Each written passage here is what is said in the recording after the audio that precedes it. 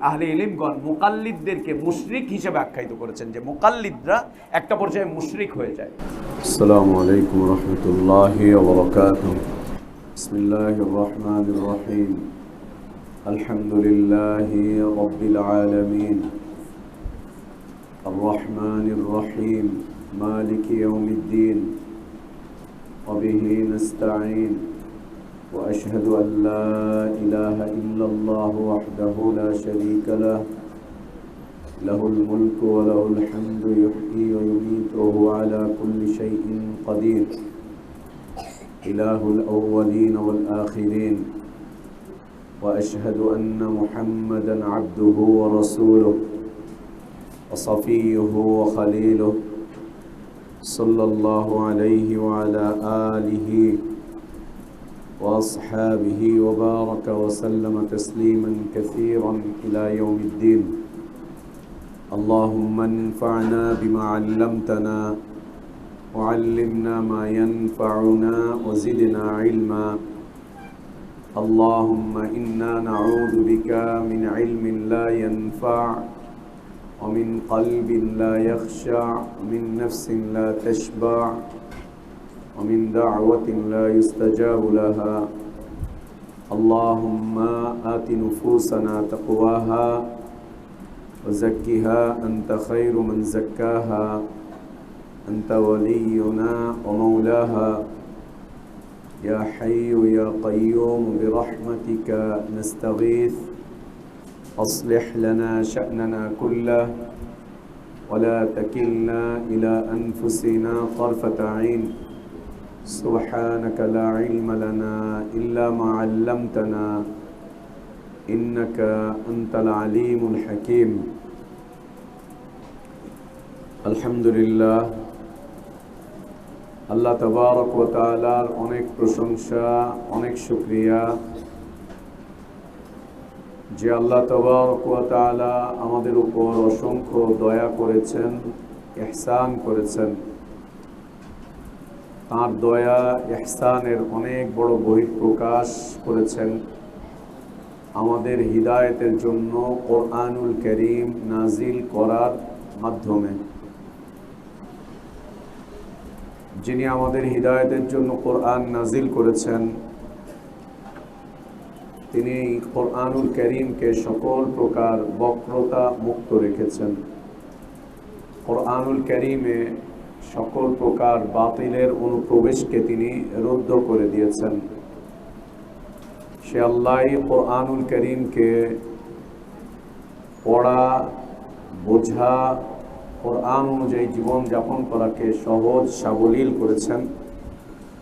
তাঁরই শুকরিয়া যিনি আমাদেরকে কোরআনুল কারীমের তালিমি মাজলিসে অংশগ্রহণ করার তৌফিক দান করেছেন। আলহামদুলিল্লাহ। সালাতু সালাম আমাদের প্রিয় নবী মুহাম্মদুর রাসূলুল্লাহ সাল্লাল্লাহু আলাইহি ওয়া আলিহি ওয়া সাল্লামের প্রতি। আল্লাহ সুবহানাহু ওয়া তাআলা যার কাছে কোরআনুল কারীম নাজিল করেছিলেন, যিনি কোরআন পড়তেন, পড়াতেন, বুঝতেন, বুঝাতেন, যিনি কোরআন অনুযায়ী জীবন যাপন করতেন, মানুষকে উদ্বুদ্ধ করেছেন, যার চরিত্র ছিল কোরআনুল কারীমের হুবহু বাস্তব রূপ, সেই রাসূলের প্রতি সালাতু সালাম। আল্লাহুম্মা সাল্লি আলা মুহাম্মদ ওয়া আলা আলি মুহাম্মদ কামা সাল্লাইতা আলা ইব্রাহিম ওয়া আলা আলি ইব্রাহিম ইন্নাকা হামিদুম মাজিদ। আল্লাহুম্মা বারিক আলা মুহাম্মদ ওয়া আলা আলি মুহাম্মদ কামা বারাকতা আলা ইব্রাহিম ওয়া আলা আলি ইব্রাহিম ইন্নাকা হামিদুম মাজিদ। আলহামদুলিল্লাহ, আমরা সূরা আন-নিসা থেকে পড়ছিলাম। এ পর্যন্ত সূরা আন-নিসার 23 নম্বর আয়াত পর্যন্ত আমরা পড়ে এসেছি। আমরা আজকে 24 নম্বর আয়াতের তিলাওয়াত করেছি। যথারীতি এ বিষয়টিও নারীদের ইজ্জত, সম্মান, মর্যাদার বিষয়ের সাথেই সম্পৃক্ত, একই বিষয়ের সাথেই সম্পৃক্ত।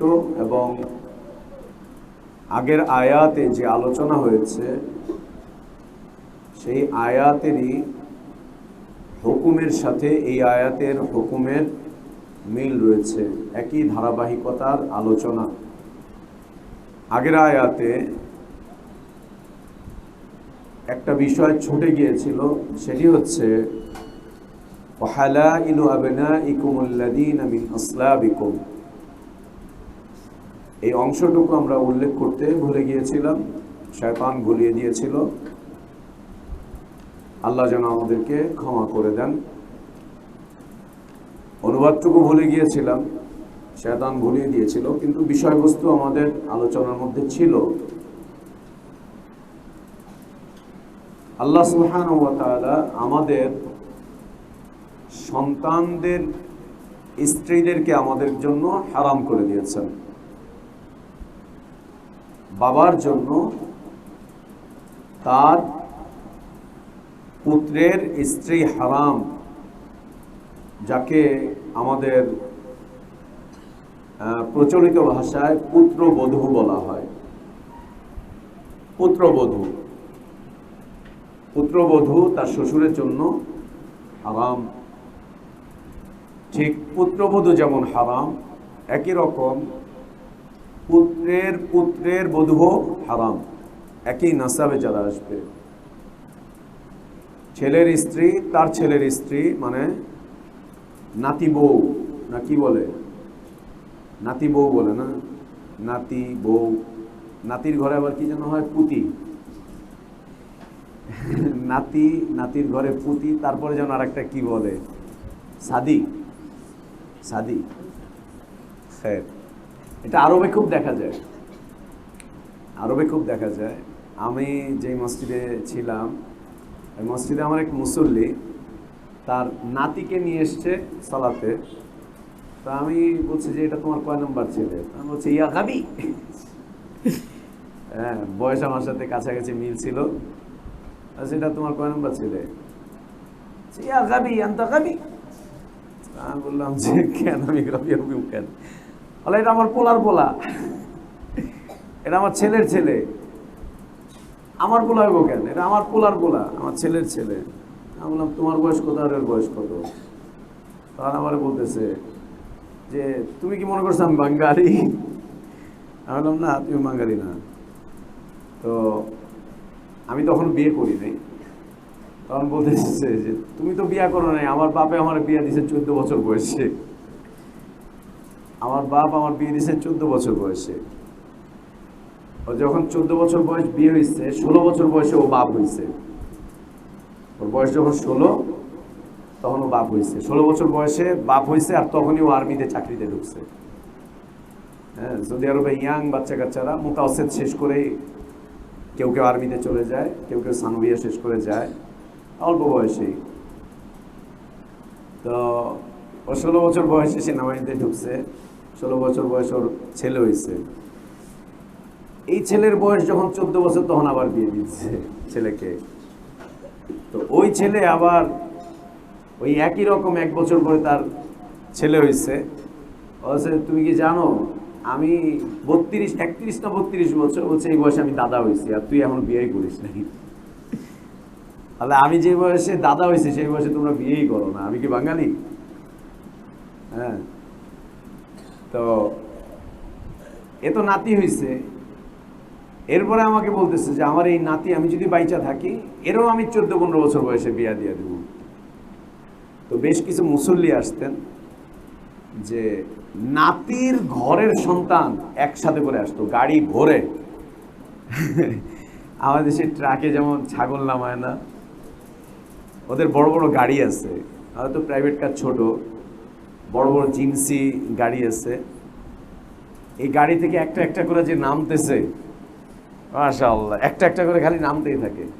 8টা 10টা 11টা 12টা মসজিদে সালাতের সময় যখন আসে, নামতেই থাকে, গুণে শেষ করা যায় না। আলহামদুলিল্লাহ, বারাকাত। আলহামদুলিল্লাহ, এটি বারাকাত, অধিক সন্তানে বারাকাত আছে। এটি একটি বারাকাত। এবং মানুষ মনে করে যে অধিক সন্তান হলে দারিদ্রতা চলে আসে, বিলকুল না। সন্তান অধিক হলে পরে আল্লাহ বারাকাত দেন রিজকে। যার সন্তান যত বেশি তার রিজকে বারাকাতও তত বেশি।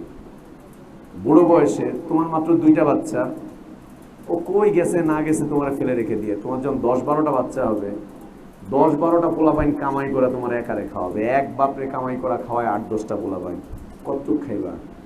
পরে না খাইতে বলে খাও না, যা এত তেজ কেন, এতই করস কেন?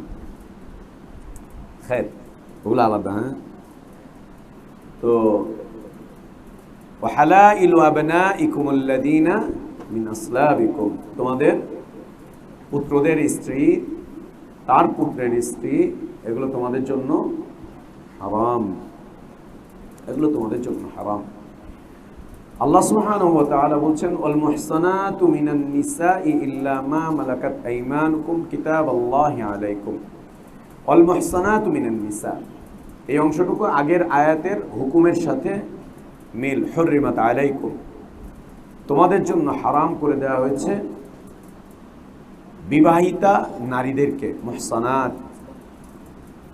আর নবী সাল্লাল্লাহু আলাইহি ওয়াসাল্লামের মুবারক একটি মশহুর হাদিস রয়েছে না, কাবিরা গুনাহের যেখানে বর্ণনা এসেছে, সেখানে নবী সাল্লাল্লাহু আলাইহি ওয়াসাল্লাম বলেছেন, আকাযফুল মুহসানাতিল গাফিলাতিল মুমিনাত, সতী সিদ্ধা মুমিনা নারীর উপরে ব্যভিচারের অপবাদ দিয়ে দেওয়া।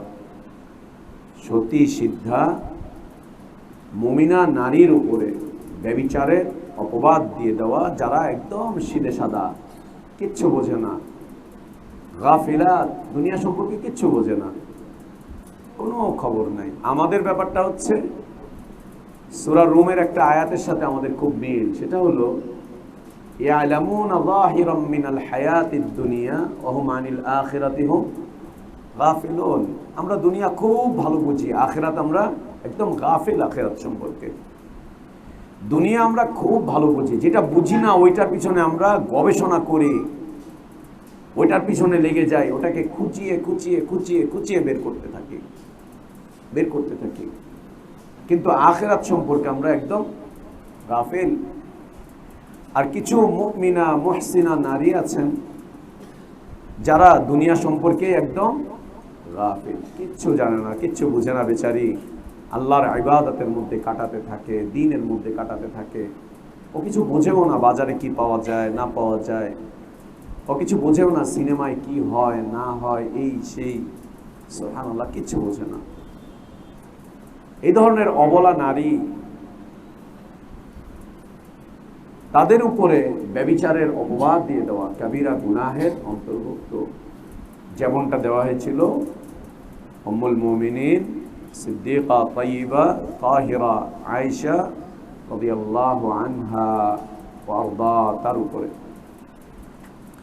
তো আল মুহসানাতু মিনান নিসা, এবং বিবাহ বন্ধনে আবদ্ধ নারীরাও তোমাদের জন্য হারাম, অন্যের বিবাহ বন্ধনে যারা আবদ্ধ হয়ে আছে।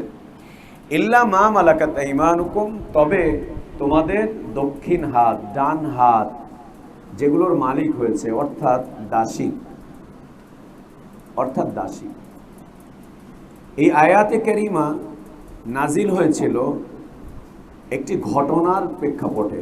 আবু সাঈদ খুদরি রাদিয়াল্লাহু আনহু আরদা, তিনি বর্ণনা করছেন, হুনাইনের যুদ্ধ হয়ে গেল, যুদ্ধের পরে আওতাসের একটা অভিযান হলো। নবী সাল্লাল্লাহু আলাইহি ওয়াসাল্লাম কিছু সাহাবীকে একটা অভিযানে পাঠিয়েছিলেন।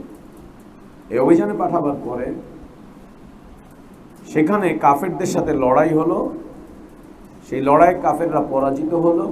যুদ্ধবন্দী হিসাবে সাহাবীরা কিছু মহিলাকে বন্দী করে নিয়ে এসেছিলেন, যুদ্ধবন্দী হিসেবে। কাফের মহিলাকে, কিছু কাফেরা মহিলাদেরকে যুদ্ধবন্দী হিসাবে সাহাবীরা বন্দী করে নিয়ে এসেছিলেন। তো কাফেরদের সাথে লড়াই হলে পরে যদি কাফেররা পরাজিত হয়, সেখানে যাই পাওয়া যাবে সেটাই হচ্ছে যুদ্ধলব্ধ মাল, গনিমত হিসেবে আসবে। এবং এই গনিমতের মালগুলো যিনি যুদ্ধের আমির থাকবেন তার হাতে সোপর্দ করবেন, এবং যুদ্ধের আমির যদি খলিফার অধীনে যুদ্ধ করে থাকেন তিনি আবার এই মালগুলোকে খলিফার কাছে সোপর্দ করবেন।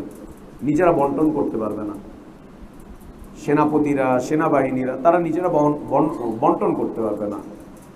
তারা মালটাকে জড়ো করবেন, জড়ো করে নিয়ে আসবেন সেনাপতির কাছে। আর সেখানে সেনাপতি যদি খলিফাতুল মুসলিমিন থাকেন, তার নেতৃত্বেই যদি হয়, তাহলে তার হাতে থাকবে, তিনি এটার ব্যাপারে সিদ্ধান্ত করবেন। একে খলিফার কাছে হস্তান্তর করতে হবে। তিনি এই মালের ব্যাপারে সিদ্ধান্ত নেবেন শরঈ বিধিবিধান অনুযায়ী। যতদিন পর্যন্ত নবী সাল্লাল্লাহু আলাইহি ওয়াসাল্লাম বেঁচে ছিলেন ততদিন পর্যন্ত এই বিষয়ে তো আর কেউ কারো কোনো বিষয় থাকে না। তার কারণ আল্লাহ নাজিল করে দিয়েছেন, ওয়ালামু আন্নামা গানিমতুম মিন শাইইন ফাআন্না লিল্লাহি খুমুসাহু ওয়া লিররাসূল ওয়া লিযিল কুরবা ওয়াল ইয়াতামা ওয়াল মাসাকিন ওয়া ইবনিস সাবিল। আল্লাহ তাবারক ওয়া তাআলা বিধান দিয়ে দিয়েছেন। এরপরেও তিনি পরামর্শ করার সুযোগ রাখেন, পরামর্শ করতে পারেন মাল বন্টনের ব্যাপারে নয়, যুদ্ধবন্দীদের ব্যাপারে। বন্দীদের ব্যাপারে কি হবে, সে বন্দী নারী হোক অথবা পুরুষ। তো কিছু নারী বন্দী হলেন, বন্দী হওয়ার পরে তাদেরকে নিয়ে আসা হলো আল্লাহর নবী সাল্লাল্লাহু আলাইহি ওয়া আলিহি ওয়াসাল্লামের কাছে। তো এরা কাফির হওয়ার কারণে সাহাবীরা তাদের ব্যাপারে কোনো সিদ্ধান্ত নিতে পারলেন না যে এরা তো দাসী বা এরা যুদ্ধবন্দী বা এদের ব্যাপারে কি হবে না হবে। সাহাবীরা মনে করলেন যে এরা তো কাফের, আর এদের ব্যাপারটা কি হবে না হবে। এমত অবস্থায় তারা জিজ্ঞাসা করলেন। এই অবস্থাতে আল্লাহ তাবারক ওয়া তাআলা এই আয়াতে কারিমা নাজিল করলেন, ইল্লা মা মালাকাত আইমানুকুম কিতাব আল্লাহি আলাইকুম ওয়া উহিল্লা লাকুম মা ওয়া যালিকুম। বিস্তারিত আলোচনা। তো মা মালাকাত আইমানুকুম, তোমাদের ডান হাত যে সমস্ত নারীর মালিক হয়েছে, অর্থাৎ দাসী। দাসী হয় দুইভাবে, একটা হচ্ছে ক্রয় করার মাধ্যম দিয়ে, ক্রয় করার মাধ্যম দিয়ে কিনে এনেছে বাজার থেকে। বাজারে দাস দাসী পাওয়া যেত, বিক্রি হতো। বাজারে পণ্য যেমন বিক্রি হয় ঠিক একইভাবে বাজারে দাস দাসী বিক্রি হতো। মানুষজন তাদের নিজেদের উপকারার্থে, নিজেদের স্বার্থের জন্য তারা কিনে আনত। এটা একটা পদ্ধতি দাসীর মালিক হওয়ার, এটা একটা পদ্ধতি। দ্বিতীয় পদ্ধতি হচ্ছে যদি যুদ্ধবন্দী হিসাবে কোনো নারী, কাফের নারী মুসলিমদের হাতে চলে আসে, তারাও দাসী হয়ে যাবে, তারাও দাসী হয়ে যাবে। এখন তারা বিবাহিত হোক আর অবিবাহিত হোক, বিবাহিত হোক আর অবিবাহিত হোক, তারা দাসী হয়ে যাবে যুদ্ধবন্দী হিসাবে যদি আসে। তবে মনে রাখতে হবে যে অবশ্যই যুদ্ধটা কাফির এবং মুসলিমদের মধ্যে হতে হবে। মুসলিমের লড়াইয়ে যদি যুদ্ধবন্দী হিসাবে কোনো নারী চলে আসে, সেই যুদ্ধবন্দী নারী গনিমত হিসাবে তাকে ভাগ করা যাবে না, গনিমত হিসাবে তাকে বন্টন করা যাবে না, এবং সেও দাসত্বের মধ্যে আসবে না। হয়ে যেতে পারে মুসলিমদের মাঝে, মুসলিমদের সাথে মুসলিমদের লড়াই হয়ে যেতে পারে, ভুল বুঝাবুঝি। এবং আমরা ইতিহাস খুঁজলে দেখব যে সারা পৃথিবীতে সেই শুরু থেকে নিয়ে আজও পর্যন্ত মুসলিমদের সাথে মুসলিমদের যত ঝগড়া, বিবাদ, লড়াই হয়েছে, সব কিছুর পিছনে ছিল ভুল বুঝাবুঝি। সব কিছুর পিছনে হচ্ছে ভুল বুঝাবুঝি। কেউ হয়তো দিন বুঝেনি, কেউ ইসলাম বুঝেনি, কেউ মানহাজ বুঝেনি, অথবা কেউ এই মুসলিম ভাইয়ের অবস্থান বুঝেনি। না বুঝে একজন আরেকজনের উপরে ফতোয়া দিয়ে দিয়েছে। যেমন খারিজিরা উসমান রাদিয়াল্লাহু আনহু আরদার উপরে ফতোয়া দিয়ে দিয়েছে, তাকে হত্যা করে ফেলেছে। হত্যা করা ফরজ বলে ফতোয়া দিয়ে তাকে হত্যা করেছে। ইন্না লিল্লাহ। হত্যা করা ফরজ বলে তাকে হত্যা করেছে। একইভাবে আলী রাদিয়াল্লাহু আনহু আরদা, তার হত্যাকাণ্ড হয়ে গেল। একইভাবে হুসাইন রাদিয়াল্লাহু আনহু আরদা, তার শাহাদাত হয়ে গেল, তারও শাহাদাত হয়ে গেল। এইভাবে করে এক রক্ত ঝরা ইতিহাস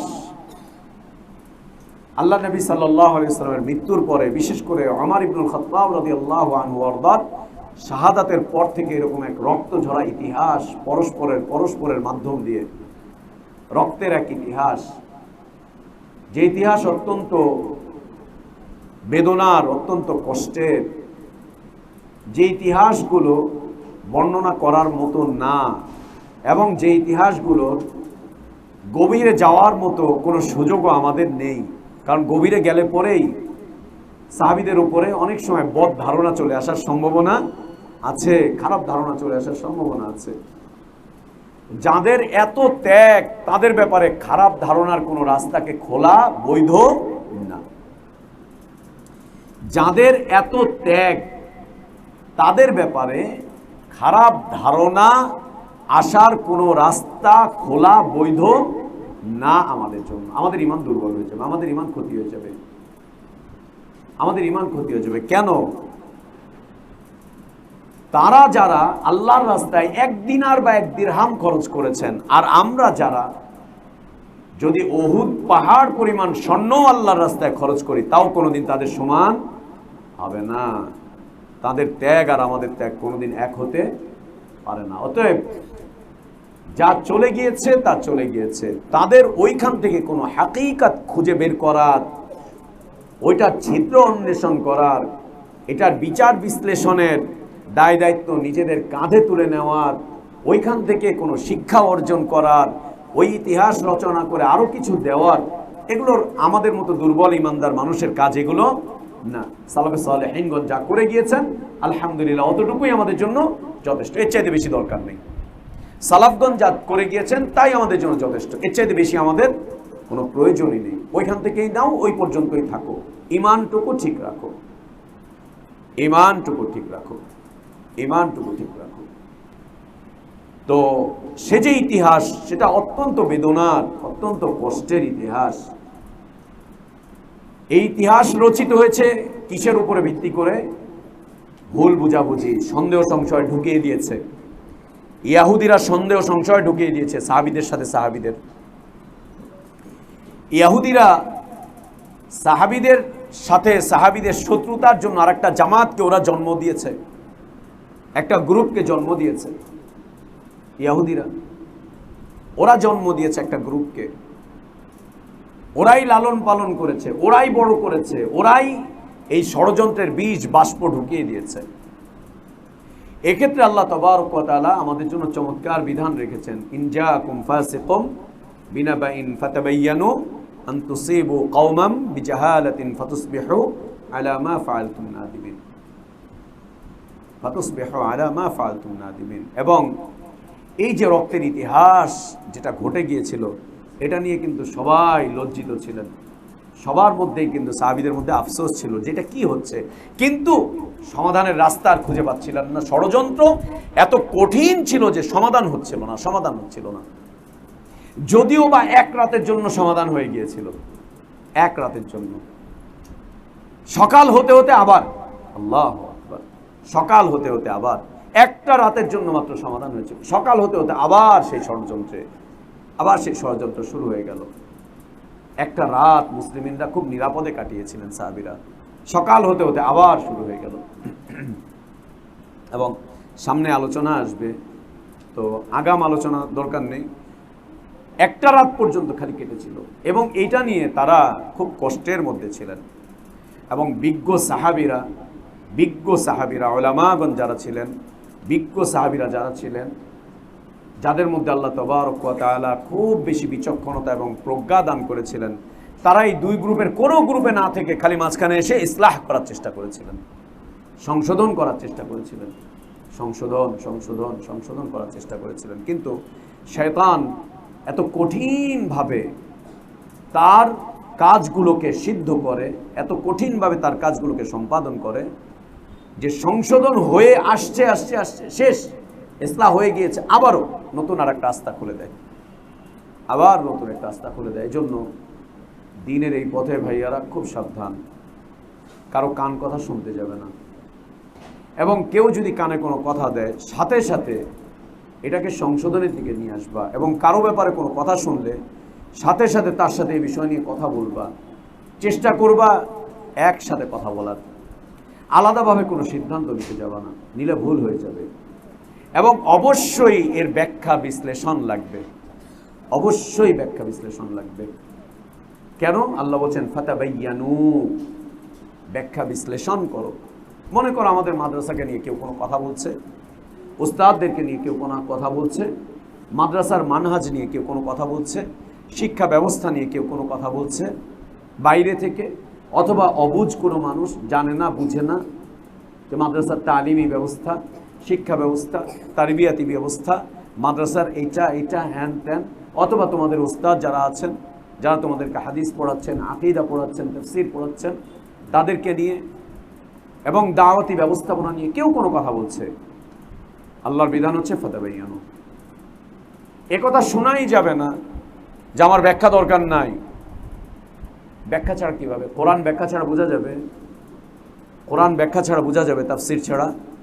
ইসলাম তাফসীর ছাড়া বোঝা যায়? ইসলামের কোনো বিধান ব্যাখ্যা ছাড়া বোঝা যাবে না, একটা বিধানও ব্যাখ্যা ছাড়া বোঝা যাবে না, ব্যাখ্যা লাগবে।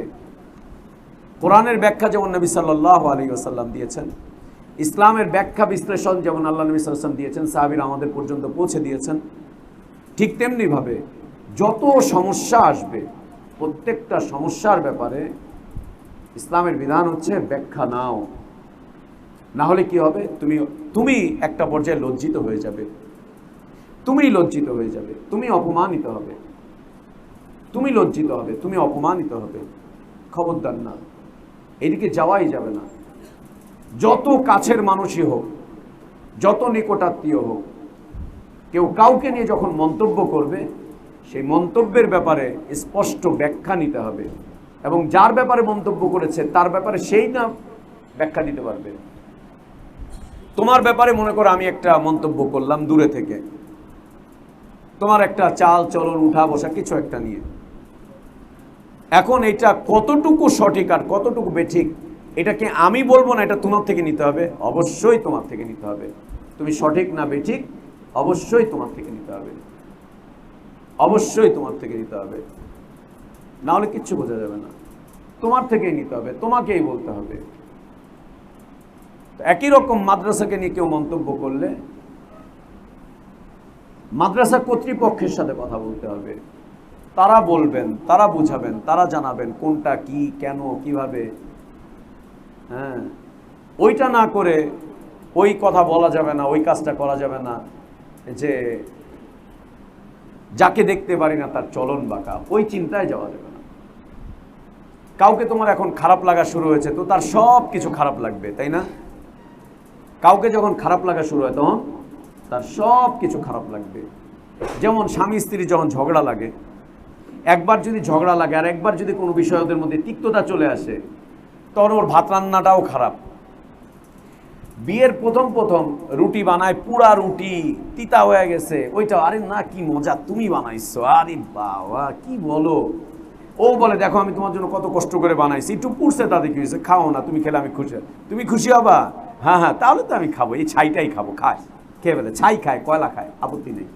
মাংস রান্না করছে, কয়লা হয়ে গেছে পুড়ে, ওইটাই না না, এ তো স্পেশাল একটা ফ্লেভার, স্মোকি ফ্লেভার আসছে, এটা স্মোকি ফ্লেভার, এর মধ্যে বারবিকিউ ফ্লেভার আছে, কোনো সমস্যা নেই। আর এর সাথেই যখন ঝগড়া লেগে যায়, ও যদি রোস্টও রান্না করে তখন বলে যে এটার মধ্যে লবণ বেশি হয়েছে কেন, তেল বেশি দিলা কেন, ওইরকম করছো কেন, সেরকম করছো কেন, রান্না বান্না জানো না এগুলো ক্ষতি করছো কেন। ও বেচারি সারাদিন কষ্ট করে রান্না বান্না করে রেখেছে, ওর সাথে যাওয়ার পরই ঘরের ভিতরে গেলেই মুখটা পাতিলের মতো করে ফেলে, এরকম কেন সেরকম কেন, বা ঝগড়া তো ঝগড়াই। এটা কি? এটা হচ্ছে যারে দেখতে পারি না তার চলন বাঁকা, দেখতে না পারলে চলন বাঁকা। এই জন্য চেষ্টা করতে হবে আমাদের চোখের পরীক্ষা করাতে। হ্যাঁ, চোখের ডাক্তারের কাছে যেতে হবে, ছানি পড়লে ছানি কাটাতে হবে, আই ড্রপ দিতে হবে, সময় মতো চোখটাকে পরিষ্কার করতে হবে, ওয়াশ করতে হবে, তাহলে ইনশাল্লাহ সব সোজা দেখা যাবে, তাহলে ইনশাল্লাহ সব সোজা দেখা যাবে। চোখের চিকিৎসা দরকার, চোখের চিকিৎসা দরকার। চিকিৎসা করালে ইনশাল্লাহ ঠিক হয়ে যাবে। আর চিকিৎসা না করালে ছানি পড়তে পড়তে একটা পর্যায়ে অন্ধত্বে পরিণত হতে হবে, অন্ধ হয়ে যেতে হবে। ছানির চিকিৎসা না করালে, ছানি অপারেশন না করলে একটা পর্যায়ে মানুষের দৃষ্টিশক্তি নষ্ট হয়ে যায়, নষ্ট হয়ে যায়। এই জন্য এই চিন্তাতেই যাওয়া যাবে না। দেখবা আমাদের দেশে বেশিরভাগ পারিবারিক যে কলহগুলো আছে, যে ঝগড়া ঝাঁটি এই সেই, ওদের কাছে গিয়ে জিজ্ঞেস করবা, বলবে ভাই বিয়ের পরে 6 মাস 1 বছর কি মধুর সংসার ছিল, কি মধুর। বউ কান ধরে টানে জামায়, বলছে আরেকটু টানো, আরেকটু টানো, কানটা আগায় দেয়। কি যে মধুর সম্পর্ক ছিল। আমার কাপড় চোপড় ও ধুয়ে দিত, ও যে এত আদর করতো আমাকে। হাজবেন্ড তার কাপড়, না না না তোমার কষ্ট হয়ে রেখে তো আমি ধুয়ে দিব, নিজেরটাও ধোয় ওরটাও ধোয়। বউ রান্না বান্না করে, না থাক এখন রান্না, আমি হোটেল থেকে খাবার নিয়ে আসছি, তোমার এত কষ্ট, তুমি থাকো। বুঝতে পেরেছো? বিয়ের 6 মাস 1 বছর যায়, খুব মধুর, কি যে মধুর সম্পর্ক। ওর সব কিছুতেই মনে হয় যেন একদম খাঁটি চাষের মধুও না, অরিজিনাল মধু। এরপরে যখন একবার তিক্ততা শুরু হয়ে যায়, এই তিক্ততা মিটানো খুব কষ্টের, খুব কষ্টের। এজন্য তোমরা যারা বিয়ে শাদী করবে, যারা হয়ে গেছে এরা এই তিতা নিয়েই থাক। কেমন? যারা হয়ে গেছে এরা এই তিতা নিয়েই থাক, এদের আর তোমরা মিষ্টি মিষ্টি দিতে যাও না। আর তোরা যারা বিয়ে শাদী করবি, আমার থেকে টিপস নিয়ে নিস, কেমনে করে ঝগড়া মিটাবি, তিতা তিতা কেমনে না হয়, এগুলো আমার থেকে এসে জেনে নিবি। কেমন? আলহামদুলিল্লাহ, আল্লাহর শুকরিয়া, এটা আল্লাহর অনেক বড় নিয়ামত, অনেক বড় নিয়ামত যে অনেকে হিংসা করে। বিবাহিত এই জীবনে আল্লাহকে সাক্ষী রেখে বলছি, এখন পর্যন্ত আমাদের তিক্ততা আসেনি, আলহামদুলিল্লাহ, এটা আল্লাহর নিয়ামত। এখন পর্যন্ত ঝগড়া হয়নি, তিক্ততা আসেনি। এখন পর্যন্ত বিবাহিত এই জীবনে যে স্ত্রীর উপরে অসন্তুষ্ট হয়েছে, বিছানা আলাদা করে দেয়, ওইটা হয়নি। এখন পর্যন্ত এমন হয়নি যে সাংসারিক জীবনে অসন্তুষ্টির কারণে রাতের পর রাত বাইরে কাটিয়েছি, ঘরে ঢুকতে মনে চায়নি, ইচ্ছে করেনি ঘরে ঢুকতে, আসতে মনে চায়নি, কথা বলতে ইচ্ছা করেনি, রাতের পর রাত অনেক রাত বাইরে কাটাতে হয়েছে। এরকমটা হয়নি, আলহামদুলিল্লাহ, আল্লাহ শুকরিয়া। যদি একবার হয়ে যায় তাহলে কিন্তু আর বন্ধ করতে পারবো না। একবার হয়ে গেলে কিন্তু আর বন্ধ করা যাবে না। হ্যাঁ, আর কিন্তু বন্ধ করা যাবে না। একবার হয়ে গেলে বন্ধ করা যাবে না ভাইয়া, খবরদার, সেই রাস্তায় যাওয়াই যাবে না।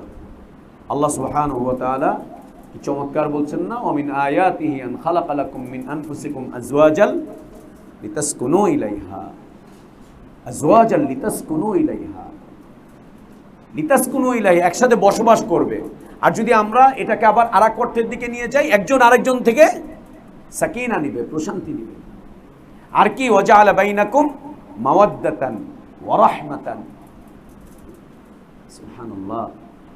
একবার যদি তিতা হয়ে যায় বেশ শেষ, একবার যদি তিতা হয়ে যায় বেশ শেষ, শেষ, খুব কঠিন হয়ে যাবে একবার তিতা হলে। ওই তিক্ততা আর কোনোদিন মিটবে না। এবং এই তিক্ততা যেতে যেতে কি অবস্থা হয় জানো? বুড়ো হওয়ার পরে এক বুড়া আর বুড়ির দিকে তাকাতেই চায় না। বুড়া বুড়ির আর কোনোদিন এক করা যায় না। বুড়া বুড়ির নাম শুনলেই গরম তেলের মধ্যে বেগুন ছাড়লে যেরকম হয়, তার চাইতে বেশি লাফায় ওঠে। বুড়া বয়সে অন্তত একসাথে থাকবে না, বুড়া বয়সে বেটির রাইখা আসে গ্রামে আর নিজে ঘুরে, বুড়ির অত্যাচারে ও চিল্লায় চিল্লায় এদিকে সেদিকে ঘুরে বেড়ায়, পীরের দরবারে চিল্লায়, খানকায়, সুবহানাল্লাহ। এবং তোমরা দেখবা আমাদের দেশে, আমাদের যারা আছে এদের মধ্যে কম, এদেশে যারা ইন্ডিয়ান বুড়া বুড়ি আছে, ইন্ডিয়ান সংসার আছে অনেকগুলো, মানে এদেশে কলকাতা থেকে অনেক মানুষ আসে, বসবাস করছে। এই ইন্ডিয়ান পরিবারগুলোতে দেখবা শেষ বয়সে বুড়া বুড়ি দুইটা এত ঝগড়া ঝাঁটি মারামারি, বুড়া নড়তে পারে না, একদম হাত পা সব বেঁকা হয়ে গেছে, এরকম ট্যাত্তার করতেছে। ও কুদান দেয় বউরে, তোর একটা লাত্তি মেরে ভাগায় তুমি হ্যান করুন তেন করুন। বুড়ার কিন্তু পা প্যারালাইসিস, এরপর লাত্তি মারতে চায়। ওর পা প্যারালাইজ হয়ে গেছে, তারপরে বুড়ি লাত্তি মারতে চায়। বুড়ি এসে ওকে ভাত রাতে এসে করে খাওয়া দেয় না, তুমি অসুস্থ, খাও, এসে ওর বলে লাত্তি মারুন, চল ভাত, এই সেই। তিক্ত, খবরদার না। এবং এটা শুধু সংসারের জীবনে না, নিজেদের দিনী ভাইদের মধ্যেও মনে রাখবে, একবার যদি তিক্ততা শুরু হয়ে যায়, এই তিক্ততা তুমি আর কোনো কিছু দিয়েই মিটাতে পারবা না। এবং তিক্ততা শুরু হওয়ার যে কটা মাধ্যম আছে, তার মধ্যে সবচাইতে বড় মাধ্যম হচ্ছে নজরিয়াত, দৃষ্টিকোণ। দৃষ্টিকোণের কারণে তিক্ততা শুরু হয়। আল্লাহ সুবহানাহু ওয়া তাআলা প্রত্যেকটা মানুষকে আলাদা আলাদা দৃষ্টিকোণ দিয়ে সৃষ্টি করেছেন। এই প্রত্যেকটা মানুষের দৃষ্টিকোণগুলোকে নবী সাল্লাল্লাহু আলাইহি সাল্লাম এক দৃষ্টিকোণে আনার চেষ্টা করেছিলেন, এক মানহাজে, এক গতিতে আনার চেষ্টা করেছিলেন। এই দৃষ্টিকোণ নবী সাল্লাল্লাহু আলাইহি সাল্লাম যতদিন বেঁচে ছিলেন সাহাবীদের দৃষ্টিকোণ এক রকম ছিল। আবু বকর রাদিয়াল্লাহু আনহু পর্যন্ত দৃষ্টিকোণ এক ছিল, ওমর রাদিয়াল্লাহু আনহু পর্যন্ত দৃষ্টিকোণ ভিন্ন হতে পারেনি। যেই ওমর রাদিয়াল্লাহু আনহুর শাহাদাত হয়ে গেল, এরপর থেকে খারিজিদের উদ্ভব ঘটলো, ইহুদিরা বিভিন্ন ষড়যন্ত্র করতে থাকলো, বাস নজরিয়াতের মধ্যে সমস্যা আসতে থাকলো। সেই নজরিয়াতের কারণে বিচ্ছিন্নতা, বিভেদ, মারামারি, ধাক্কাধাক্কি, সুবহানাল্লাহ, রক্তপাত, অনেক কিছু ঘটে যেতে পারে, অনেক কিছু। এক্ষেত্রে আল্লাহ তাবারক ওয়া তাআলার বিধান হচ্ছে ফাতাবাইয়ানু, ফাতাবাইয়ানু। এবং সাহাবায়ে কিরাম রাদিয়াল্লাহু আনহুম আজমাইনদের দৃষ্টিকোণ দেখো এক ছিল নবী সাল্লাল্লাহু আলাইহি সাল্লাম যতদিন বেঁচে ছিলেন ততদিন পর্যন্ত। কেন? যত সমস্যা হতো সব সমস্যা নিয়ে সাহাবীরা কোথায় আসতেন? আল্লাহ নবী সাল্লাল্লাহু আলাইহি ওয়াসাল্লামের কাছে। নিজেরা মিটমাট করতে যেতেন না, নিজেরা মিটমাট করতে যেতেন না, সব সমস্যা নিয়ে চলে আসতেন নবী সাল্লাল্লাহু আলাইহি ওয়াসাল্লামের কাছে। কার জায়গা জমি নিয়ে সমস্যা, কার সাথে বউয়ের সমস্যা, কার সাথে সন্তানদের সমস্যা, কার সাথে এই সমস্যা সেই সমস্যা। এমনকি আবু বকর আর ওমর রাদিয়াল্লাহু আনহুর মধ্যেও একবার সমস্যা বেঁধে গেল। ওমর রাদিয়াল্লাহু আনহু আবু বকর রাদিয়াল্লাহু আনহুর উপরে ক্ষেপে গেলেন, রাগ হয়ে গেলেন, চেতে গেলেন। আবু বকর রাদিয়াল্লাহু আনহু ওমরের রাগ থেকে বাঁচার জন্য নবী সাল্লাল্লাহু আলাইহি ওয়াসাল্লামের পিছনে এসে আশ্রয় নিলেন, তার কাছে চলে আসলেন। যতদিন পর্যন্ত নবী সাল্লাল্লাহু আলাইহি ওয়াসাল্লাম ছিলেন, যত সমস্যা হয়েছে সব সমস্যা নিয়ে তারা চলে আসতেন কার কাছে? রাসূলুল্লাহ সাল্লাল্লাহু আলাইহি ওয়াসাল্লামের কাছে। আল্লাহর নবী সাল্লাল্লাহু আলাইহি ওয়াসাল্লাম এক নজরিয়াত থেকে সবকিছু সমাধান করতেন, এক নজরিয়াত থেকে, এবং সবাই এটাকে সুন্দর করে মেনে নিতেন। ওয়াইসাল্লিমু তাসলিমা হাত্তা ইউহাক্কিমুকা ফীমা শাজারা বাইনাহুম সুম্মা লা ইয়াজিদু ফী আনফুসিহিম হারাজান মিম্মা কাদাইতা ওয়াইসাল্লিমু তাসলিমা। মনে না চাইলেও মেনে নিয়েছেন। কেন? আল্লাহ রাসূল সাল্লাল্লাহু আলাইহি ওয়াসাল্লামের সিদ্ধান্ত, এটা ওয়াহী। নবী সাল্লাল্লাহু আলাইহি ওয়াসাল্লামের মৃত্যুর পরে যত সমস্যা হয়েছে আপোষের মধ্যে, সব সমস্যা নিয়ে তারা চলে আসতেন কার কাছে? খলিফাতুল মুসলিমিন আবু বকর রাদিয়াল্লাহু আনহুর কাছে। সব কিছু নিয়ে আবু বকর রাদিয়াল্লাহু আনহু এগুলোকে সময় নিতেন, সাহাবীদের সাথে পরামর্শ করতেন, এই বিষয়ে তিনি জানতে চেষ্টা করতেন, অতঃপর সমাধান করে দিতেন, সমাধান হয়ে যেত। কে খলিফা হবেন এ বিষয়ে সমাধান কে করেছিলেন? আবু বকর সিদ্দিক রাদিয়াল্লাহু আনহু। সবাইকে বসালেন। কি বিশাল সমস্যা! নবী সাল্লাল্লাহু আলাইহি ওয়াসাল্লামের জানাজা পড়ে আছে, জানাজা পড়ে আছে, সমাধান হচ্ছে না। ততক্ষণ সমাধান হবে না যতক্ষণ না খলিফা নির্ধারিত হচ্ছে। আর খেলাফত এইটা নির্ধারণ করতে গিয়েই আরেক সমস্যার মধ্যে পড়ে আছেন, কে খলিফা হবেন। এরা বলছে এদের থেকে, ওরা বলছে ওদের থেকে, আবার উভয় বলছে উভয়ের থেকে। অতঃপর আবু বকর সিদ্দিক রাদিয়াল্লাহু আনহু একটা একটা একটা একটা করে সমাধান করছেন, আর সাহাবীরা একটা একটা করে মেনে নিচ্ছেন, মেনে নিচ্ছেন। এরপরে আবু বকর রাদিয়াল্লাহু আনহুর পরে ওমর রাদিয়াল্লাহু আনহু এই জায়গাটাতে এসে অবস্থান গ্রহণ করলেন। আল্লাহ তাবারক ওয়া তাআলা তাকে এই জায়গাটাতে আনলেন।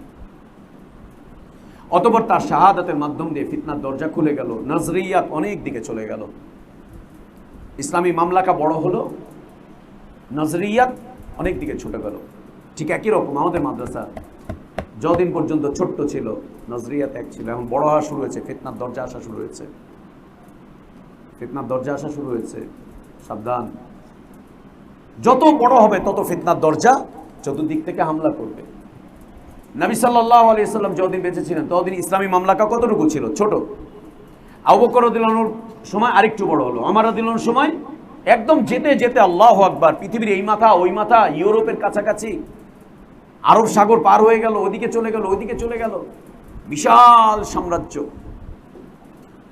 এই বিশাল সাম্রাজ্য যখন হয়ে গেল তখন চতুর্দিক থেকে নানান ধরনের বিষয়বস্তু আসতে শুরু করলো, এবং একটা একটা একটা একটা কেমন একটা এই আসার পাওয়া যায় যে সব দাওয়াতেই একটা যুগ পার হয়। কত বছরের যুগ? 12 বছর।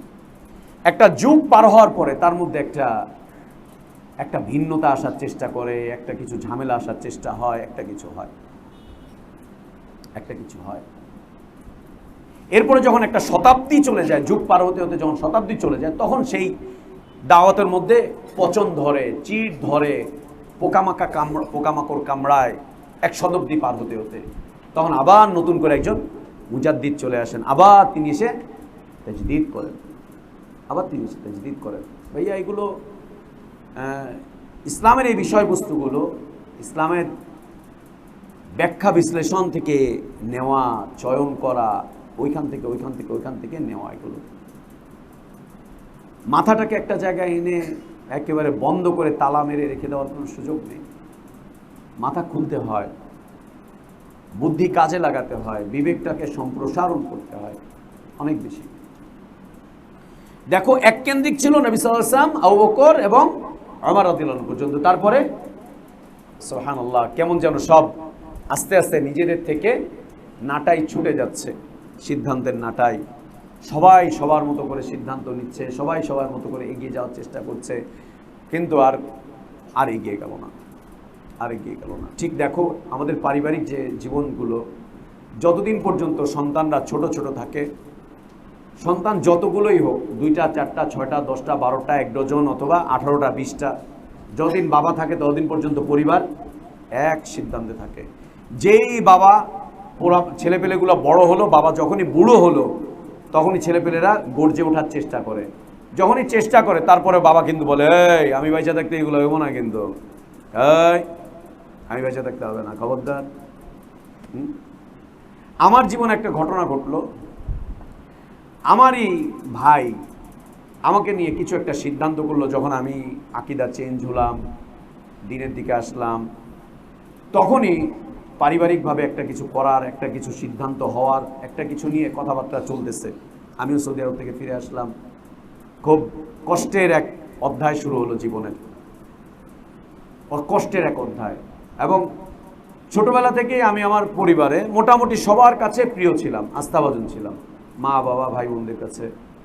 তো সেই আশা নিয়ে আমি ফ্যামিলিতে যখন ফিরে আসলাম, যে না, আমার ভাই বোন সবাই তো আমাকে পছন্দ করে, ভালোবাসে, অতএব আমি ওদেরকে গিয়ে দাওয়াত দিব আর ওরা কবুল করবেন।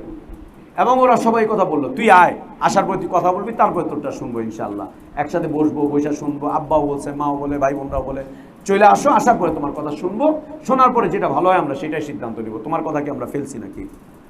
এরকম আশ্বস্ত করার পর চলে আসলাম সৌদি আরব থেকে। আসার পরে দেখলাম যে মাশাআল্লাহ, হিতে বিপরীত। আহলে ইলমগণ মুকাল্লিদদেরকে মুশরিক হিসেবে আখ্যায়িত করেছেন, যে মুকাল্লিদরা একটা পর্যায়ে মুশরিক হয়ে যায়। তাকলিদের ভয়াবহতা আসার পরে বুঝতে পারলাম ফ্যামিলিতে। এই ভয়াবহতার মধ্যে একটা কঠিন সিদ্ধান্ত হতে যাচ্ছে পরিবারে, আমাকে নিয়ে, আমার ফ্যামিলিকে নিয়ে। এই সিদ্ধান্ত কিছু করতে পারছে না বাবা থাকার কারণে। একটা পর্যায়ে বাবার কাছে গিয়ে তুলে ধরলো, তখন বাবা বলল, তোমরাও আমার সন্তান, ও আমার সন্তান, ও আমার পোলা, ও আমার ছেলে, তোমরাও আমার ছেলে।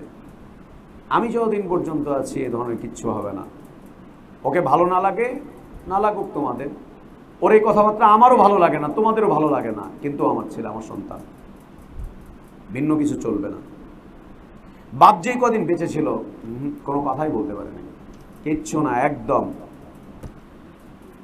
আর আব্বা যতদিন বেঁচে ছিলেন ততদিন বলতে পারেনি, আর ততদিন আল্লাহ সুবহানাহু ওয়া তাআলা আমাদেরকেও প্রতিষ্ঠা করে দিয়েছেন। এখন তো আর বলার সুযোগও নেই, কি বলবে। এখন তো আমরাও, বাপ মরে গেছে, এখন আমিও তো বাড়ির মালিক, হ্যাঁ, বাপের অংশের একটা অংশের মালিক তো আমি নিজেও। এখন আর আমাকে কে কি বলবে, কে বঞ্চিত করবে।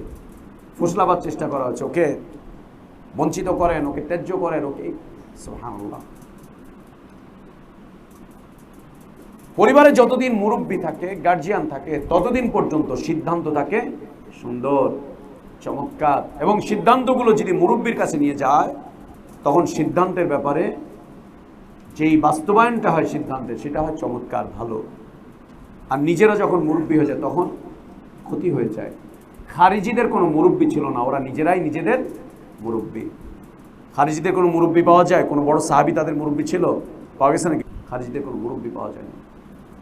এই জন্য ইসলাম আমাদেরকে মুরব্বীহীন জীবনের অনুমোদন দেয় না। মুরব্বী শূন্য জীবন খুব কঠিন এক জীবন।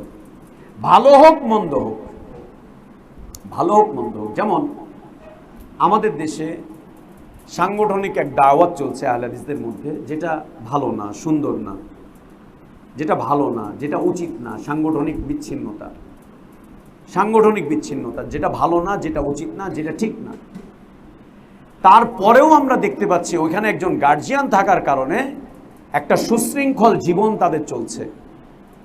এদের বাইরে যারা আছে এদের কোনো গার্জিয়ান নাই। দেখো এদের মধ্যে মুফতির অভাব নাই, উলামা বিদ্বেষীর অভাব নাই, এদের মধ্যে বিশৃঙ্খলার অভাব নাই, এদের মধ্যে এই তোমার আমল আখলাকের যে দুর্বলতা ত্রুটির কোনো অভাব নাই। খুব ক্ষতিকর।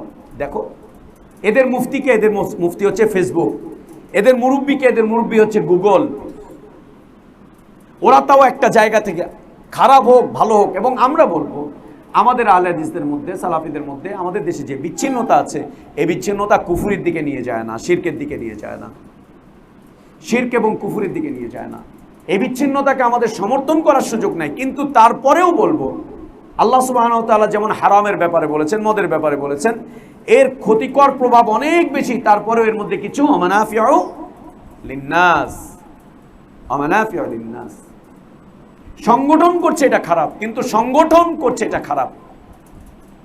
কিন্তু ওইখানে গিয়ে এরা যে আমল আখলাক গুলো করছে, দিনী যে কাজগুলো করছে, সেগুলোকে খারাপ বলার কোনো সুযোগ নেই। মসজিদ নির্মাণ করছে, দাওয়াতি কাজ করছে, কিতাব ছাপছে, তাফসীর করছে, মানুষকে আল্লাহর দিকে ডাকছে, ওই কাজগুলো খারাপ নাকি? কোনোদিন সেগুলো খারাপ না। সংগঠন খারাপ, বিচ্ছিন্নতা খারাপ, কিন্তু তারপরেও ওইখানে একজন মুরব্বীর অধীনে থেকে তারা কাজ করে যাচ্ছে, কাজ করে যাচ্ছে। এটা যদি এক হতো তাহলে কতই না চমৎকার হতো, কতই না উত্তম হতো। কিন্তু এর বাইরে যারা আছে তাদের অবস্থা দেখো, তাদের অবস্থা দেখো। এরা সবাই সবার আমির, সবাই সবার, এবং কত ছোট ছোট গ্রুপ। এই যে অনেকগুলো গ্রুপ তৈরি হয়েছিল মাঝখানে, 10 জন 12 জন মিলে আরেক গ্রুপ, 12 জন 14 জন মিলে আরেক গ্রুপ। সুবহানাল্লাহ, কি ক্ষতি, কি লস। তো আল্লাহ তাবারক ওয়া তাআলা বিধান দিয়ে রেখেছেন ফাতাবাইয়ানু, এর ব্যাখ্যা বিশ্লেষণ নাও। কেন কি হচ্ছে, কি জন্য হচ্ছে, কোত্থেকে হচ্ছে, ব্যাখ্যা বিশ্লেষণ ছাড়া সুবহানাল্লাহ। চাঁদের দিকে তাকালেও তো চাঁদের ত্রুটি পাবা। চাঁদটা এরকম মোটা হইলো কেন, ওরকম চিকন কেন, মাঝখান দিয়ে বেঁকা কেন, চাঁদের মাঝখানে একটু গলা দেখা যেতেছে, এখানে বুড়ি ঢুকলো কেন, চাঁদের বুড়ি। সুবহানাল্লাহ, কেন? তো দাসীর এই বিধান, এক হচ্ছে বাজার থেকে ক্রয় করা, এবং আলহামদুলিল্লাহ নবী সাল্লাল্লাহু আলাইহি ওয়া আলিহি ওয়াসাল্লাম সাহাবীদেরকে এত বেশি পরিমাণ উদ্বুদ্ধ করেছিলেন দাস দাসী আজাদ করার ক্ষেত্রে, সাহাবীদেরকে এত বেশি পরিমাণ উদ্বুদ্ধ করেছিলেন, এবং ইসলাম এত বেশি অনুপ্রেরণা দিয়েছে যে একটা পর্যায়ে যেতে যেতে যেতে যেতে দাস প্রথার বাস্তবিক বা বাহ্যিক যে দৃশ্য ছিল, এটা একটা পর্যায়ে উঠেই গিয়েছে। এখন এটাকে দেখা যায় না, এখন এটাকে একদম দেখা যায় না, একেবারেই দেখা যায় না যে দাস প্রথাটাকে। তবে দাস প্রথা আবার ফিরবে কখন? যদি মুসলিমদের মাঝে কাফেরদের সাথে লড়াই হয়। মুসলিমদের সাথে মুসলিমদের লড়াইতে যে নারীরা যুদ্ধবন্দী হবে তারা কখনোই দাসী হবে না, তাদের সাথে দাসীর মতো আচরণ করা যাবে না। তার কারণ তারা সবাই মুমিনা মুসলিমা, মুমিনা মুসলিমা। তো আল্লাহ তাবারক ওয়া তাআলা বলছেন যে ইল্লা মা মালাকাত আইমানুকুম, তোমরা যাদেরকে দাসী হিসাবে পেয়েছো। এখন এই যুদ্ধবন্দী নারী, এই যুদ্ধবন্দী নারীদের ব্যাপারে কয়েকটি শর্ত। এক নম্বর হচ্ছে এই যুদ্ধটা অবশ্যই কাফের এবং মুসলিমদের মধ্যে হতে হবে। মুসলিমদের সাথে মুসলিমদের লড়াই ইসলাম সমর্থন করে না, ইসলাম সমর্থন করে না। যার পর নাই চেষ্টা করতে হবে মুসলিমদের সাথে মুসলিমদের লড়াইকে বন্ধ করে দিতে, তাদের মধ্যে সংশোধনী আনতে, তাদের যে ত্রুটিগুলো আছে ত্রুটিগুলোকে ঠিকঠাক করতে, পরস্পরের মধ্যে সৌহার্দ্যপূর্ণ অবস্থান নিয়ে আসতে একের পর এক চেষ্টা করে যেতে হবে, যাতে করে তাদের বিদ্বেষটা কমে যায়, বিদ্বেষটা মিটে যায়। এবং এই বিদ্বেষ কমাতে গিয়ে মিটাতে গিয়ে উভয়কে একসাথে বসানো, এই বিদ্বেষ কমাতে গিয়ে মিটাতে গিয়ে উভয়কেই অনেক কিছু নিজস্ব যে স্বার্থগুলো আছে এই স্বার্থগুলোকে ছাড় দিতে হবে, নিজস্ব নজরিয়াতগুলোকে ছেড়ে দিতে হবে। নিজস্ব নজরিয়াতকে ছেড়ে দিয়ে মানহাজের দিকে ফিরে আসতে হবে। মানহাজটা কি?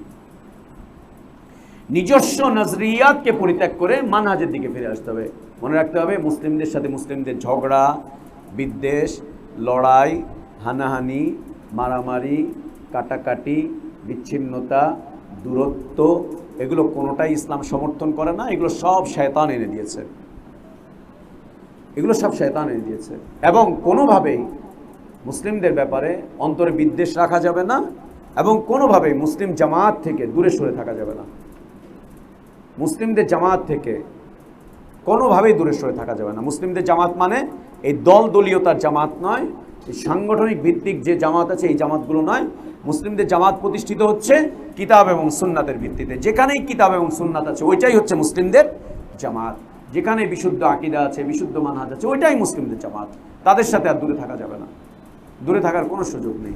নিজস্ব স্বার্থ উদ্ধার না হয় না হোক, কিন্তু জামাতের সাথে থাকতে হবে, জামাতের সাথে থাকতে হবে। সাংগঠনিক যে বিচ্ছিন্নতা আছে, সাংগঠনিক যে তোমার পরিধিগুলো আছে, এই পরিধিগুলোর বাইরে থেকে মুসলিমদের জামাতের সাথে এক এবং একত্রিত থাকতে হবে। এবং যারা সাংগঠনিক ভিত্তিতে আলাদা হয়ে গিয়েছে তাদের ব্যাপারেও হিংসা বিদ্বেষ না রেখে, সঠিক ধারণা রেখে, চমৎকার ধারণা রেখে তাদেরকে মুসলিম ভাই হিসাবে গণ্য করে চলে যেতে হবে। মুসলিম ভাই গণ্য করতে হবে, একদম মুসলিম ভাই গণ্য করতে হবে। কোনোভাবেই তাদের ব্যাপারে খারিজি কোনো চিন্তা চেতনা এগুলো কিচ্ছু আনা যাবে না, কোনোভাবেই না। তাদের ব্যাপারে তাকফিরের ফতোয়া দেওয়া যাবে না, তাদেরকে মুশরিক বলা যাবে না, তাদেরকে বিদআতি বলা যাবে না, তাদের ব্যাপারে মানুষকে উস্কে দেওয়া যাবে না, এগুলো কিচ্ছু বলা যাবে না। সবসময় জেনে যেতে হবে ওরা আমার মুসলিম ভাই। এবং ওইখানে যে ওলামাগণ আছেন তাদের থেকে ইলমি খিদমত নিতে হবে, তাদের ইলমি যে বিষয়বস্তুগুলো আছে সেগুলোকে শ্রদ্ধার চোখে দেখতে হবে, তাদের ইলমি খিদমতগুলোকে সম্মানের সাথে গ্রহণ করতে হবে, ভুলটুকু ছেড়ে দিতে হবে, সঠিকটার উপরে আমল করে যেতে হবে। আল্লাহ আমাদেরকে তৌফিক দান করেন। দ্বিতীয় বিষয়বস্তু হচ্ছে যে এই যুদ্ধবন্দীদের ব্যাপারে ইসলামী আইন অনুযায়ী, ইসলামী আইন অনুযায়ী খলিফার কাছে এই বন্দীদেরকে বিনিময় করে দিতে হবে। খলিফার কাছে, তাদের কাছে বিনিময় করে দেওয়ার পরে খলিফা সিদ্ধান্ত নেবেন যে একে এমনিতে আজাদ দিয়ে দিবেন কিনা, যাও ছেড়ে দিলেন। খলিফা সিদ্ধান্ত নেবেন যে এদেরকে ছেড়ে দিবেন কিনা, এদেরকে হত্যা করবেন কিনা, অথবা এদেরকে বন্দি বিনিময় হিসাবে কাজ করবেন কিনা। যে মুসলিমদের কিছু বন্দি কাফেরদের কাছে আছে, যেমন ফিলিস্তিনিরা এখন যেটা করছে, অনেক দিন যাবতীয় চলছে, অনেক ফিলিস্তিনি নারী এবং পুরুষ ইসরায়েলের কারাগারে আবদ্ধ আছে। এরা মাঝে মাঝেই ওদের দু চারজনকে ধরে নিয়ে যায়, নিয়ে যাওয়ার পরে এরপরে বলে যে আমাদের ওদেরকে মুক্তি দাও তো তোমাদের এদেরকে মুক্তি দিব। ওদের সেনাবাহিনীকে ধরে নিয়ে যাচ্ছে, ফিলিস্তিনের যে সংগঠনগুলো আছে নিয়ে যে তারপরে যুদ্ধ বিনিময় করছে, বন্দি বিনিময় করছে। বন্দি বিনিময়ের মাধ্যম দিয়ে তোমরা কিছু দাও আমরাও কিছু দিয়ে দিব, তোমরাও দাও আমরাও কিছু দিয়ে দিব। এটা খলিফা সিদ্ধান্ত নেবেন, তিনি সিদ্ধান্ত নেবেন। অথবা মুক্তিপণ নিয়ে ছেড়ে দিবেন, যে ঠিক আছে মুক্তিপণ নিয়ে। যেমন বদরের যুদ্ধে নবী সাল্লাল্লাহু আলাইহি ওয়াসাল্লাম সিদ্ধান্ত নিলেন যে মুক্তিপণ নিয়ে তাদেরকে ছেড়ে দেওয়া হবে, এটা তিনি সিদ্ধান্ত করবেন। এটা সাধারণ সোলজারদের কাজ না, সাধারণ নাগরিকদের কাজ এটা না। তো আজাদও করে দিতে পারেন, তাদেরকে আবদ্ধও করে রাখতে পারেন, আবার তাদেরকে মুসলিমদের মাঝে বন্টনও করে দিতে পারেন যে নাও এরা তোমাদের দাস দাসী, তোমরা এদেরকে নিয়ে কাজ করো। গনিমত হিসেবে এদেরকে বন্টনও করে দিতে পারেন, অথবা বন্দি বিনিময়ও করতে পারেন। ইসলামী আইন অনুযায়ী এটি সিদ্ধান্ত যিনি খলিফা থাকবেন, রাষ্ট্রের প্রধান থাকবেন, তিনি দিবেন। 3 নম্বর শর্ত হচ্ছে এই নারী তার সাথে যে মেলামেশা করার বা তার সাথে বিবাহ বন্ধনে আবদ্ধ হওয়ার অথবা বৈবাহিক সম্পর্ক করার জন্য যদি তাকে বন্টন করে দেওয়া হয় মুসলিমদের মাঝে, তখন তার ব্যাপারে অপেক্ষা করতে হবে যে সে গর্ভবতী কিনা। অন্তত পক্ষে 1 হায়েজ পরিমাণ সময় অপেক্ষা করতে হবে।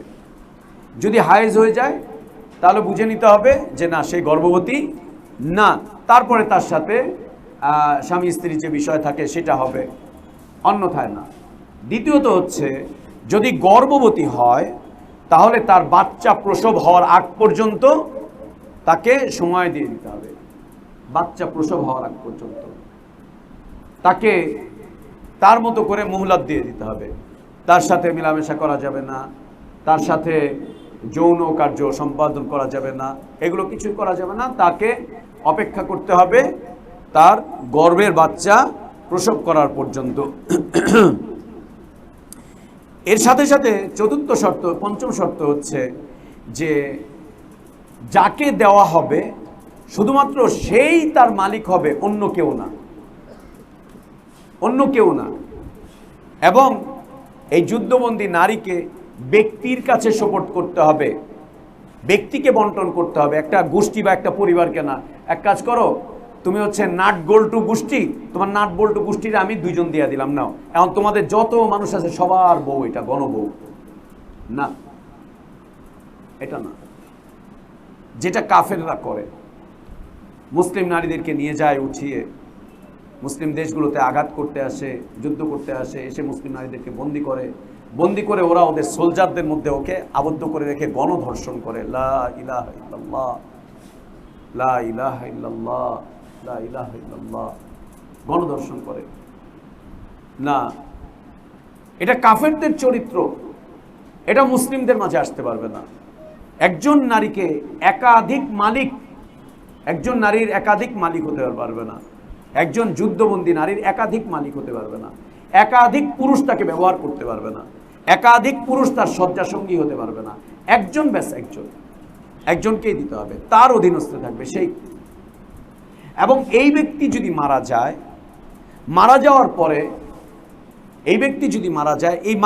পরে এই মহিলা আজাদ হয়ে যাবে।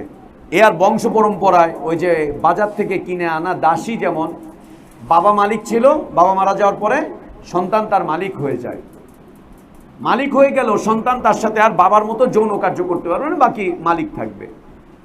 কিন্তু এই যুদ্ধবন্দী নারীর বিষয় বিধান হচ্ছে যে যদি মারা যায় এই লোক, তখন এই মহিলা আজাদ হয়ে যাবে। সে আর বংশ পরম্পরায় পরবর্তী কারো কাছে যাবে না, সে আজাদ হয়ে যাবে। তাকে আজাদ করে দিতে হবে, তাকে আর বিক্রি করা যাবে না।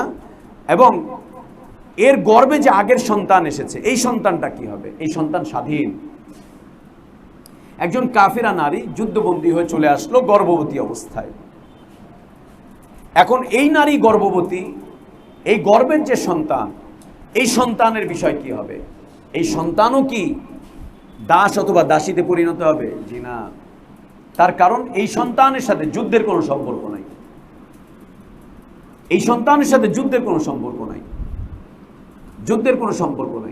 এবং এই সন্তান যখন জন্মগ্রহণ করবে, আহলে ইলমগণ সুন্দর বলছেন যে এই সন্তান যখন জন্মগ্রহণ করবে, তখন সে স্বাধীন সন্তান হিসেবে জন্মগ্রহণ করবে এবং সে ইসলামী ফিতরাতের উপরে জন্মগ্রহণ করবে। তার জন্মটা হবে ইসলামী ফিতরাতের উপরে। আর যখন ইসলামী ফিতরাতের উপরে জন্ম হবে, তখন জন্মগতভাবে কোনো মুসলিম তাকে দাসী বা বাঁধি বানানো যাবে না। সে স্বাধীন হয়ে যাবে, তাকে স্বাধীন করে দিতে হবে। মা থাকবে দাসী, কিন্তু তার বাচ্চা স্বাধীন হয়ে যাবে, স্বাধীন নাগরিক হিসেবে থাকবে, তার স্বাধীনতা থাকবে, সে স্বাধীন হয়ে যাবে। তার এই যে বাচ্চা, এই বাচ্চাকে বিক্রি করা যাবে না, বা এই মহিলাকেও আর বিক্রি করা যাবে না, ওটা আর কিছু করা যাবে না। 3 নম্বর, এরপরে 6 নম্বর বিষয়বস্তু হচ্ছে এই মালিক যাকে দেওয়া হয়েছে, সে যদি চায় যে না, আমি আমার মালিকানায় রাখবো না, আমি একে অন্যের কাছে বিয়ে দিয়ে দিব অথবা বিক্রি করে দিব, তার জন্য এই বিষয়টার বৈধতা রয়েছে। সে চাইলে পারবে যে আমি পেয়েছি গানিমত হিসাবে, আমি এখন এই গানিমত আমার দরকার নেই, আমার এটা যেহেতু দরকার নেই, তা আমি এটাকে আজাদ করে দিলাম, অথবা আমি একে বিক্রি করে দিলাম, অথবা আমি চাইলে একে অন্যের কাছে বিয়েও দিয়ে দিতে পারবো। বিয়ে দিয়ে দেওয়ার ব্যবস্থাপনা রয়েছে, এই কাজটুকু সে করতে পারবে। এবং একে কখনোই, এই যুদ্ধবন্দী নারীকে গণহারে গণসম্পদ বানানো যাবে না। যদি গণসম্পদ বানায়, অনেকের জন্য যদি একে দিয়ে দেয়, তাহলে এটা ব্যভিচারে পরিণত হবে। এটা জিনা, ব্যভিচার এবং এটা ফাহিশা কাজে পরিণত হবে। আল্লাহ তাবারক ওয়া তাআলা বলছেন, ওয়াল মুহসানাতু মিনান নিসাই ইল্লা মা মালাকাত আইমানুকুম কিতাবাল্লাহি আলাইকুম। এটি আল্লাহ তাবারক ওয়া তাআলা তোমাদের উপরে বিধান করে দিয়েছেন। এটি আল্লাহর বিধান, আল্লাহ এই বিধান তোমাদের জন্য দিয়ে দিয়েছেন। এটি আল্লাহর করা বিধান, এই বিধান তোমাদের পছন্দ হতেও পারে, না হতে পারে, কিন্তু এটি আল্লাহর বিধান। আর আল্লাহর বিধানের ব্যাপারে মুমিনদের অবস্থা হচ্ছে সামিআনা ওয়া আতানা, সামিআনা ওয়া আতানা ওয়া উহিল্লা লাকুম মা ওয়ারাআ যালিকুম। আর এই নারীদের বাইরে আর যত নারী আছে সব নারীদেরকে তোমাদের জন্য হালাল করে দেওয়া হয়েছে। আনতাবতাগু বিআমওয়ালিকুম মুহসিনিন, এবং তোমরা তোমাদের মাল সম্পদের মাধ্যম দিয়ে তোমরা তোমাদের স্ত্রী খোঁজার চেষ্টা করো, নেক স্ত্রী খোঁজার চেষ্টা করো মাল সম্পদের মাধ্যম দিয়ে। অর্থাৎ আল্লাহ তোমাকে টাকা পয়সা দিয়েছেন, সম্পদ আছে, মোহরের টাকা জমা হয়েছে, অথবা চাকরি বাকরি করছো, 2 মাস 3 মাস 6 মাসের টাকা একসাথে হলেই মোটামুটি মোহরের টাকা হয়ে যায়। অতএব এখন খুঁজতে থাকো কোথায় বিয়ে করবা, করো, কোথায় বিয়ে করবা করো। আল্লাহ নবী সাল্লাল্লাহু আলাইহি ওয়াসাল্লাম ক্ষণে ক্ষণে মাঝে মাঝে জিজ্ঞেস করতেন সাহাবীদেরকে, বিয়ে করছো, বিয়ে করো নাই কেন, টাকা পয়সা নাই, কি ব্যাপার, তোমার কি অবস্থা, এখনো বিয়ে হয় নাই কেন, কি সমস্যা, কি সামর্থ্য নাই। সুবহানাল্লাহ। তো খের খুবাইব খের, সুবহানাল্লাহ। তো আনতাবতাগু বিআমওয়ালিকুম, তোমরা অন্বেষণ করতে থাকো তোমাদের সম্পদের মাধ্যম দিয়ে, মানে টাকা পয়সা হয়েছে, ঈমান আছে, ঈমান হচ্ছে প্রথম শর্ত, ঈমান হচ্ছে প্রথম শর্ত। ঈমানের পরে শক্তি সামর্থ্য থাকা, স্ত্রীকে রাখার জন্য ব্যবস্থাপনা থাকা, টাকা পয়সা থাকা, বাস আছে। কর্মজীবনে পদার্পণ করেছো, কর্মজীবনে প্রবেশ করেছো, কর্মজীবন শুরু হয়েছে, বাস। এখন এক্ষেত্রে আবার দ্বিতীয় আর একটা বিষয় আছে, তোমার টাকা পয়সা নাই কিন্তু তোমার বাপের টাকা পয়সা আছে, বাপের ফুসলাই দাও, আব্বা বিয়া করায় দাও। কেন, বাপেরটা তো তোমার, বলো না বাপকে আব্বা বিয়া করায় দাও, অসুবিধা কি? এটা নির্লজ্জতা, বেহায়াবো না? না, বিলকুল না। এবং বাবাদেরও উচিত সন্তানদের সাথে কথাবার্তা বলা, সন্তানদের সাথে জিজ্ঞাসাবাদ করা, সন্তানদের মন মানসিকতার খোঁজ খবর রাখা, সন্তানরা যাতে পাপে জড়িয়ে না পড়ে। বাবাদের মায়েদের এগুলো উচিত সন্তানদের পাপের রাস্তাগুলোকে বন্ধ করে দেওয়া, তাদের জন্য চেষ্টা করা, তাদেরকে আল্লাহমুখী করা। এটা সন্তানদের ক্ষেত্রে বাবাদের একটা দায়িত্ব, এই দায়িত্ব বাবাদের পালন করা উচিত, খুব উচিত। বরং এখন আমরা দেখতে পাই আমাদের সমাজে বাপকে যদি কোনো রকম সন্তান বলতেও পারে তো বাপ মাশাআল্লাহ, বেটা তোরে বিয়া করবো, টাকা পয়সা থাকলে তো আমি আর একটা বিয়া করতাম, তোরে কি বিয়া দেবো, টাকা পয়সা থাকলে তো আমি আর একটা বিয়া করতাম, তোরে বিয়া দেব, কামাই কর, নিজের পায়ে দাঁড়া, কামাই রোজগারের খবর নাই, বিয়া করবা, তোমার বউ আমি চালাবো। আস্তাগফিরুল্লাহ ওয়া আতুবু ইলাইহি। সন্তান পাপ থেকে বাঁচতে চাচ্ছে, গুনাহ থেকে বাঁচতে চাচ্ছে, গুনাহ থেকে বাঁচতে চাচ্ছে, পাপ থেকে বাঁচতে চাচ্ছে, গুনাহ থেকে বাঁচতে চাচ্ছে। সুবহানাল্লাহ। আমাদের এখানকার একজন সাবেক ছাত্র অনেক দিন আগের একদিন এসে কান্না করলো যে ওস্তাদ আমার দ্বারা গুনাহ হয়ে যাচ্ছে, আমি পাপে জড়িয়ে যাচ্ছি, কিন্তু বাবা বুঝতেই চেষ্টা করছে না, অনেক বুঝাচ্ছি, বাপ কোনোভাবেই রাজি হয় না। বাবার অডেল সম্পদ আছে, অনেক টাকা, অনেক টাকা আছে, সে বাবা চাইলেই কিন্তু পারে, আমার দ্বারা গুনাহ হয়ে যাচ্ছে। বাবাকে বলি, বাবা আমাকে ধমক দেয়, বাবাকে বলি, বলছে পারবো না, এই না সেই না। উনি আমাদের পরিবারে অনেক টাকা খরচ করে, অডেল টাকা খরচ করে পরিবারে, যেটা না সেটাও করে। যেই পরিমাণ টাকা বাবা ইসরাফ করছে আমার পরিবারে, সেই পরিমাণ, যে পরিমাণ টাকা সে অযথা খরচ করছে, ওই টাকা দিয়ে আরো 2টা বউ এই বাড়িতে চালানো যেতে পারে, কিন্তু আমাকে বিয়ে করতে দিচ্ছে না বাবা। ওস্তাদ একটু বাবাকে বুঝিয়ে বলবেন। বললাম ঠিক আছে। ওর বাবার সাথে কথোপকথন, কি ব্যাপার, পোলার বিয়া করাইবেন না, এই না সেই না। সে আপনার মনে হয় আমার পোলায় গিয়া ভূতে ধরাইছে না, আপনার মনে হয় ওই কিছু কইছে, ঠিক না? বুঝছি তো, আমার দেওয়া পারেনি, এখন আপনারা দিয়ে বুঝাবার চেষ্টা করতেছে। শোনেন, এইতান সেইতান হইতো না, এই ভাষা, এইতান সেইতান হইতো না। ওরে কন কামাই রোজগার করতে, এই করতে সেই করতে, এরম বাদাইম্মা পোলারে বিয়া করায়া তারপরে আমি ঠেকুম, আমি ঠেকুম। একটা পর্যায়ে সেটা নষ্ট হয়ে গেল, নষ্ট হয়ে গেল ছেলে। এর জন্য দায়ী কে হবে? বাবা। ও দায়ী, ঠিক আছে, ও নিজেকে সংবরণ করতে পারেনি, ও নিজেও বুঝতে পারেনি, কিন্তু ওরও তো দেখাশোনার বিষয়বস্তু ওর বাবার কাছে আছে, বাবাও করেনি। সুবহানাল্লাহ। না, টাকা পয়সা হয়েছে, শক্তি সামর্থ্য হয়েছে, আনতাবতাগু বিআমওয়ালিকুম মুহসিনিন গায়রা মুসাফিহিন, পাপের পথে নয়, পাপিষ্ঠদেরকে নয়, কোনো পাপিষ্ঠ নারীকে খুঁজতে যেও না। যাকে ডাকলেই চলে যায়, প্রেমের প্রস্তাব দিলেই রাজি। আরে তুমি খালি বলো না। সুবহানাল্লাহ। গায়রা মুসাফিহিন, পাপিষ্ঠ নারী, দুশ্চরিত্রের নারী, গায়িকা, নায়িকা, নর্তকী, হাই হ্যালো করে, রাস্তায় বাঁকা হয়ে হ্যাঁ ভাইয়া বলে চলে। হ্যাঁ, এ ধরনের কাউকে খুঁজতে চাও না। দুশ্চরিত্রের নারী, ব্যভিচারী নারী, প্রস্তাব দেওয়ার আগেই রাজি থাকে, প্রস্তাব দিতে দেরি, উনি আসতে দেরি হয় না, ও খুঁজতেই থাকে। গায়রা মুসাফিহিন, খবরদার না। আল্লাহ তাবারক ওয়া তাআলা দুশ্চরিত্রের নারীদেরকে বিয়ে করতে নিষেধ করে দিয়েছেন, নিষেধ করে দিয়েছেন। তাহলে কি ওদের বিয়ে হবে না? হ্যাঁ হবে। কখন হবে?